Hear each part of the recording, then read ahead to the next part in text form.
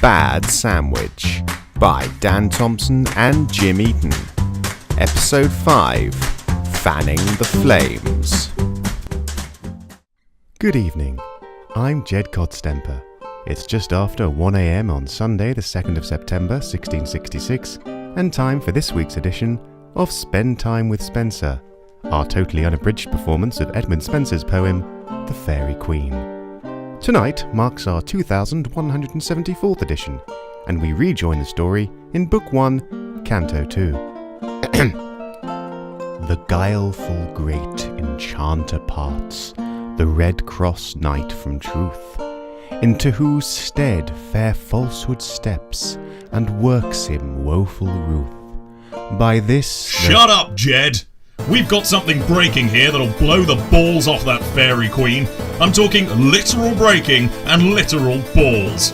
Good evening, I'm Jonathan Sexby, and this is the news. Top story tonight. You're fired! Oh no! How am I going to feed my kids? Not you, Terry. London. Reports are coming in of a fire that is currently ripping its way through our city. Homes have been destroyed, businesses gutted, and the king ruffled. Some reports insist that the blaze is moving with the speed of a flaming dragon, others that it creeps like a turd. Eleanor Popdoodle is on the scene. Eleanor. Thanks, Jonathan. Yes, I'm here on the streets of London, and it's safe to say that yes, there is a fire. Whether it will be as serious as the so-called Good Fire of London from 30 years ago, or indeed as the somewhat disappointing Fire of London from 1212, it's really too early to speculate. I see. And where is the fire right now? Difficult to say, but we think it's somewhere to the south. The wind is currently blowing away from us, and it's all quiet, but we're expecting it to change at any moment, which will place us right in the heart of the action. Is there a general sense of panic? No, everyone's pretty much still asleep, but we expect that to change any moment. Thanks, Eleanor. We'll check back with you soon. Welcome back. Today's top story, we're letting you go. Oh no! Wrong again, Terry. We're letting you go right to the heart of this calamity with our round-the-clock coverage. It's day 2 of what experts are now calling the actually fairly serious Fire of London, and so far, there's no end in sight. Criticism is being levelled at the speed of the official response, in particular at the Lord Mayor, Sir Thomas Bloodworth. Well, he joins me now. Sir Thomas, you famously said of the fire, it was so small that a woman could piss it out. Well, I wouldn't say famously. Well, you're the Lord Mayor of London. London is burning down, and you said that it could have been stopped with a tinkle. Do you see any way that remark doesn't come to define you in the eyes of history? Fair point. Now, your administration has been accused of not doing enough to prevent the spread of the fire. What do you say to that? Well, I'm sorry that people feel that way, but I can assure you we are doing absolutely everything we can to contain this dangerous situation. Like what exactly? We are pulling down houses to create fire breaks. How many have you pulled down? None so far, but we're working on it. What's the problem you're having? Well, it turns out that most people don't want their houses to be pulled down. And how are you approaching it? We knock on the door and ask if they'd like their house pulled down. And then? They say no. I understand you met with the king this morning. What did he tell you? That I needed to go back to these people and be a lot more persuasive. That I'm the Lord Mayor and people should bloody well jump when I tell them to. And what did you say to the homeowners after that? Can we please pull your house down? And then? They said no. Sir Thomas Bloodworth, thank you. Now let's get back to our round-the-clock reporter, Eleanor Popdoodle. Eleanor, any developments? Not yet, no. Nothing at all? The wind is still blowing away from us, but we expect that to change very soon. Any insight into what the fire is currently doing? Probably burning something somewhere, presumably, but that's pure speculation at this juncture. Thanks, Eleanor. Now to add some colour to this story, let's turn to our resident quill blogger, Samuel Pepys, with The Pepys Show. By this time, it was about 12 o'clock, and so home, and there find my guests, which was Mr. Wood and his wife Barbary Sheldon, and also Mr. Moons. She, mighty fine, and her husband, for aught I see, a likely man. But Mr. Moon's design and mine, which was to look over my closet and please him with the sight thereof, which he hath long desired, was wholly disappointed, for we were in great trouble and disturbance at this fire, not knowing what to think of it. However, we had an extraordinary good dinner and as merry as at this time we could be. Interesting insight, Samuel. Can you tell us about what the king is doing in all of this? Not really, I'm afraid. My writings are almost entirely esoteric and rambling in nature, which is why academics find them so charming. Samuel, go away. Welcome back to day 3 of the bloody massive fire of London.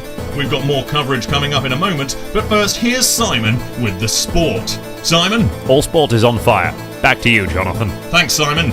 Well, it's now become clear that the fire originated in a bakery on Pudding Lane, which has led some to ask the question, does Britain have a baker problem? Joining me now is Sir Frankincense and Myrrh, the leader of the worshipful company of claiming to be the voices of silent majority. Sir Frankincense, you've been accused of using this fire to stir up baker-phobic sentiments. Now listen here, there's nothing baker-phobic about being worried about what is clearly an issue in this country. The fact is that these people are here in our country.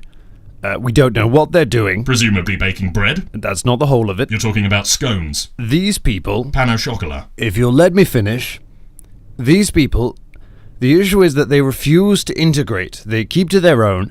They only bake bread. They never engage with the rest of society by making, say, shoes or tennis rackets. And why is that? Because they're bakers. It's because many of them, and I'm not saying all, many of them possess a deep-rooted hatred for this country and its values. So, what is it that you're calling for here? We call upon all moderate bakers to publicly condemn this fire and do more to root out fires within their own community instead of sheltering them in their Ovens.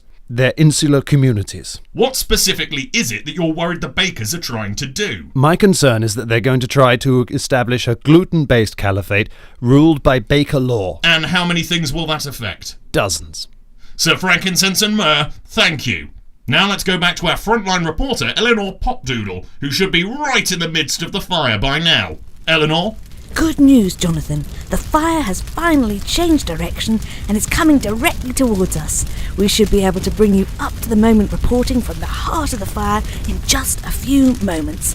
It's been a long wait, but the insight that we should gain into the motivations and impact of the blaze should be absolutely worth it. Just stay with us for a couple of moments longer and we'll... Oh, cock, it's hung a left. What's the problem, Eleanor? Well, the fire has turned down a side street shortly before meeting us and is now once again moving in the opposite direction.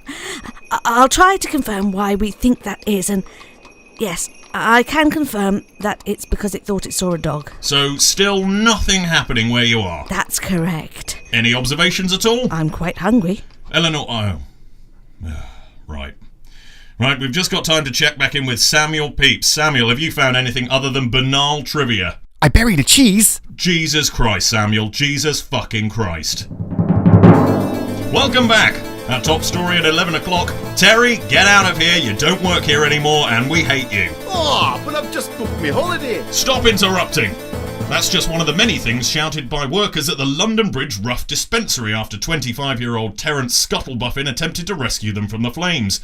It's as yet unclear why they hated him so much, but experts believe it was probably because of his stupid face.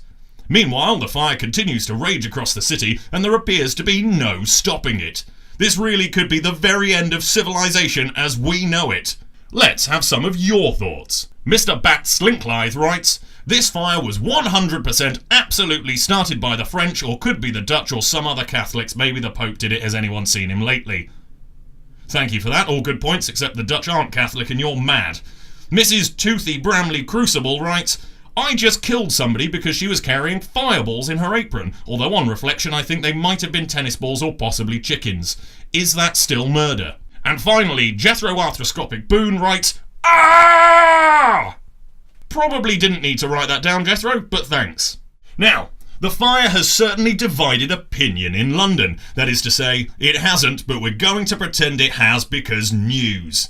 Joining me here is anti-fire campaigner Tomato Bosworth, and for the sake of balance, we also have Mrs. Usable Badlington Smythe, who basically thinks fires are brilliant.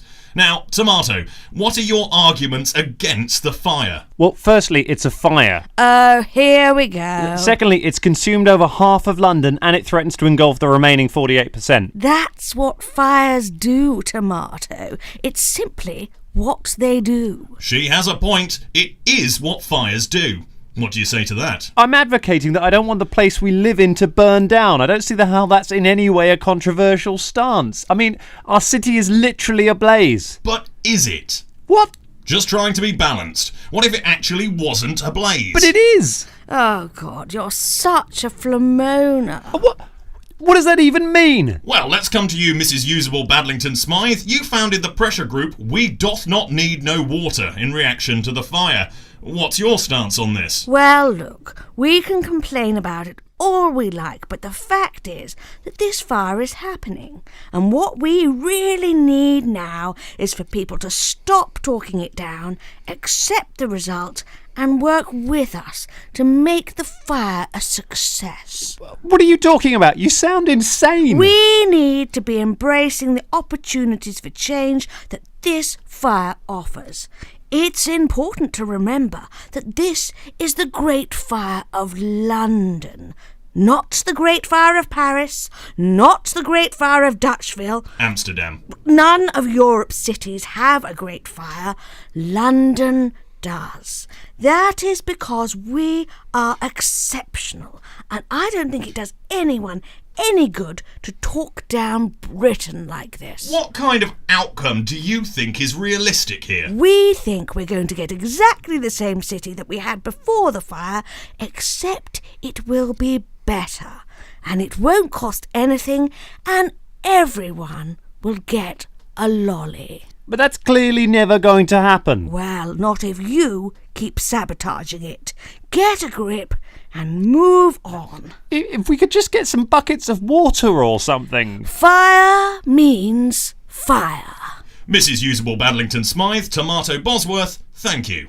Now, before we go, I just want to bring you a quick update from Eleanor Popdoodle. Exciting news, Jonathan. I am currently being killed by a fire. Good to hear the waiting paid off. However, unfortunately, it's a fire that is entirely unrelated to the Great Fire itself. How can you be sure? I'm in Leeds. And there's just about time for a roundup of the other major stories. First up, Terry, it's your birthday and we bought you a cake. Hooray! Is something that I would be saying if we liked or valued you, Terry. Now clear out your desk and piss off like a woman should have done on this blaze. Good night. Fanning the Flames was written and recorded by Dan Thompson and Jim Eaton.